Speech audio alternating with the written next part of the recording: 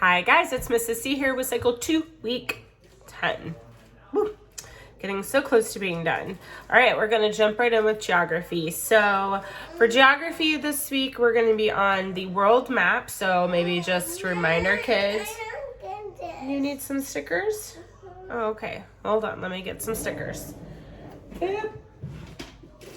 You want the Halloween ones? No, you want all these? There you go. That's a lot of stickers, isn't it?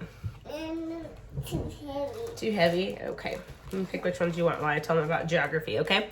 Okay, so for geography, we're going to be on the world map side, and we're going to be working in a different area than we've been in, because we've been either in Europe or over in our little blown up portion. So this is a great time, since you're on your world map side, to review our week 1 geography of all of the continents and the oceans, and then we're going to be in the Asian continent today. So and these may be places that the kids have heard of, but they've maybe not ever found on a map before. So just it might take them a little bit longer today. I tried to come up with like a cute way to remember these, and it's super cheesy, but sometimes cheese works the best. So if you have youngers, this might be great for them, and I might do it with the olders just to annoy them, because occasionally it's fun to just annoy them. But what I said was, my mom woke me up and told me we were going on a trip somewhere cold today, so I grabbed my Afghanistan and Pakistan it. Let's see, India, Kolkata, I'm going to need a wrap. I can't wait to see what we Arabian see. It's super dumb. Like, please know that I know that it's dumb, but that's okay, because I'm going to remember it because it's so dumb. Sometimes, like I said, cheese, dumb, it works. If you don't want to sound that ridiculous in class, I totally understand that. And so you can just go through and point them out. So I would probably myself start with India, because it's the most easily recognizable location. It's our little finger pointing down from Asia. It looks like it's like tickling the Indian Ocean.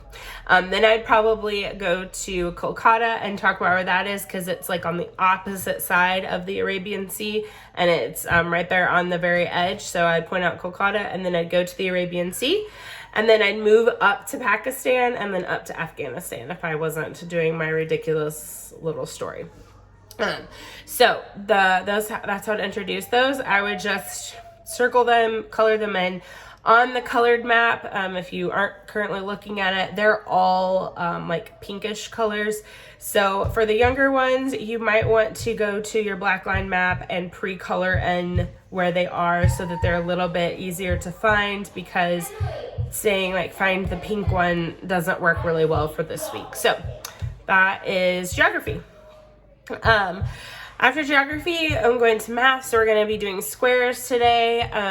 I use Matthew C curriculum, so I think what I'm going to do for my kids, because again, they are in essentials, and they're doing a lot of number knockout math, is point out to them that, we use these squares in number knockout, and we write it as like 5 to the second power. That's how we use it in number knockout.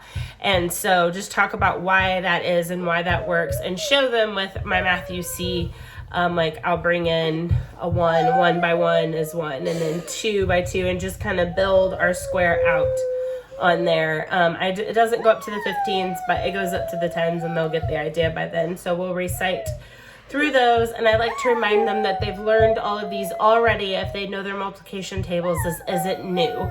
So they have learned all of these squares already, so they should know them to some extent. So that's what we'll do for math. What's wrong? Oh, the TV turned off. Well, maybe we can watch the show again in a minute, okay? So for English, we have demonstrative pronouns, and so I will point out to them that demonstrative has the word demonstrate in it. And so if you were demonstrating, if you were like a person on an infomercial and you were demonstrating a product, you would say, this vacuum is the best vacuum in the whole world. It's so much better than that old vacuum that you'd have over there.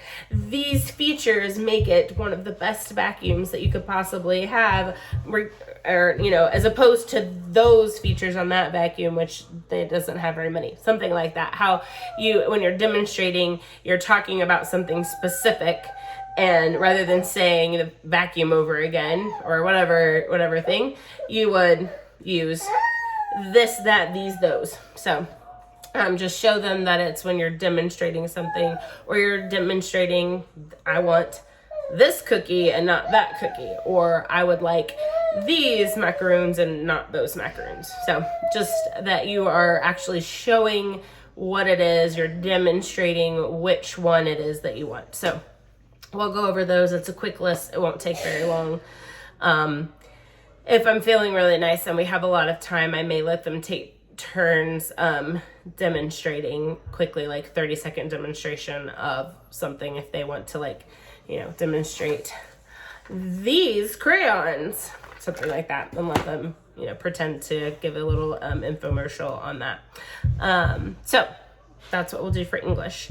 For Latin, we have our pluperfect tense again. So this will be our second week of doing this, so it won't be new this week, so I'll probably do some type of a game. I haven't done Duck Duck Goose with this group, so I may let them try to do that if I have enough room in my class. I gotta see if I can figure out a way to manipulate my tables so I have a little more room. If not, we'll probably just play hot potato with them. But to remind you, pluperfect tense, this is the one that's a little bit of a stretch. So you have a blue perfect sky and the air is so clear. So, you know, again, it's a stretch like we talked about last week. So blue perfect, pluperfect, arum. So I also like to remember that it's the one that has a helping verb. So pluperfect, that has the plu part, and this has had for a helping verb, just to help me remember in English which one it goes with. So we'll go over that, probably play hot potato a few times while we sing through. For science, we have the names of the planets. I feel like most kids just almost know these already, but if some of them may not, and that's okay. My son that's in my class learned my very eager mother just served us nachos, and then they like to add in Pepsi because they still want Pluto to be a planet, which I'm 100% for, if my vote means anything. So we'll probably write that up on the board, or I might let them come up with whatever in they would like their mother to serve them, and we'll let everybody say whatever their mother serves them, or if somebody has a different one. But we'll just go over those, and that they're the order out from the sun, that we're the third one from the sun, and take a moment to talk about how God put us at the exact right place for us to survive. So my very eager mother just served us nachos or nuts or newts. Your mother may have gotten over eager at Halloween and served you newts. So that's what we will do for science. Excuse me. For history, we have all of these really fun Russian names and Russian monikers. So we have their name like Vladimir, which is just such a fun Russian name. But then we have Ivan the Terrible, like just these names that they were given. And I wonder if like he set out to be known as the Terrible, or if that was, you know, given to, I don't know when it was given to him. I don't know if that's what he was called during his reign or not, but I just find that really amusing. So what I probably will do is have this up on the board, and I will let them come up and change our names and change the like main words in it to something different, and we'll make a silly sentence out of it, since I don't want to say that it sounds silly, because it doesn't sound silly, but it just has a lot of really interesting words or sounding words in it this week. So I'll let them change. So if they want to change Vladimir, maybe they choose to change it to Veronica or something. I always try to keep it with the same letter so that they know. But I will let them this week come up and change one word, and we'll have a silly sentence.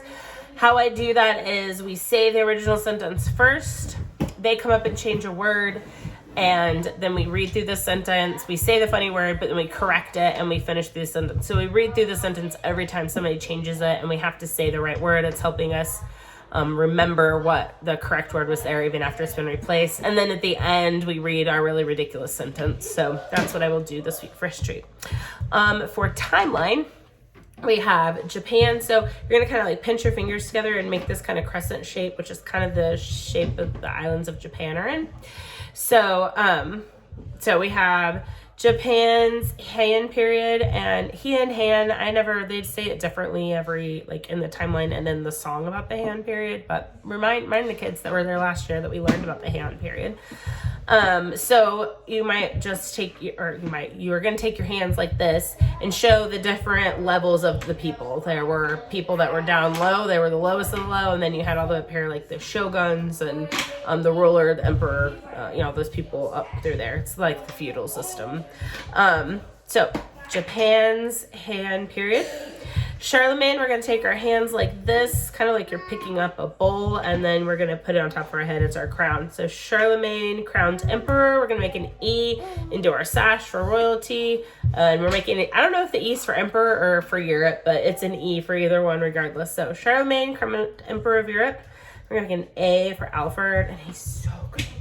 I don't know if we've done great before this. This may be the first time in the timeline, but no, Alexander the Great, we did that. So Alfred the Great of England. So we're going to take our flat hand like this, put your other hand on top of it, and you're going to kind of like shake like this. That's the sign for England.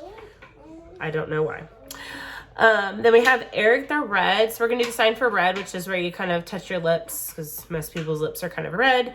So Eric the Red, and then Leif Erikson. We're going to rock like this. And I always find that sign for Leif Erikson so amusing because they were like mighty Norse Viking people, and this is what we're signing for Leif Erikson because he was Eric's son. But then we're going to do Norse explorers. So Eric the Red and Leif Erikson, Norse explorers. And then this one's kind of fast, but Vladimir, so the first of Kiev. So it's kind of all the same fingers. So a K is like a peace sign, but you're going to touch your thumb to your middle finger. So Vladimir the First of Kiev. And then we have Byzantine. So we're going to make our B again. Byzantine Emperor. You knew that was coming. Emperor. Another B. Basil the Second. Okay. Oh, I forgot to say, in Vladimir the First, when you're doing any numbers so that you don't confuse them with letters, you kind of shake them a little bit. So Vladimir the First of Kiev, and then Byzantine Emperor Basil the Second, because otherwise this would be a V. I mean, I guess you could hold it like this, but I don't know if that's another sign. So anyway, the second. And then this is just a hand. This isn't a technical ASL sign. This is just the motions we do. So East-West Schism of the Church. So East-West Schism of the Church. And that is all for timeline for this week. Again, as I said in the last few videos, I've done a video about different ways to present timeline. I tend to just kind of gauge how much time I have at the end of class to see how I would like to present timeline. For those of you who like to plan out more, I would just rotate through. I think I gave 5 or 6 ideas, and I would just rotate through those each week so that you're doing something different, unless you have a way that your class just loves it, and then just do it like that every week until they get bored of it and switch it. So anyway, that's week 10. I will be back quickly here, hopefully, with week 11 and 12, and then we'll be done for the whole first semester, which is just crazy because we haven't even started our second 6 weeks yet in real time. But in my mind now, I'm on to week 11. So anyway, I hope you guys have an awesome week, and I will see you soon. Bye.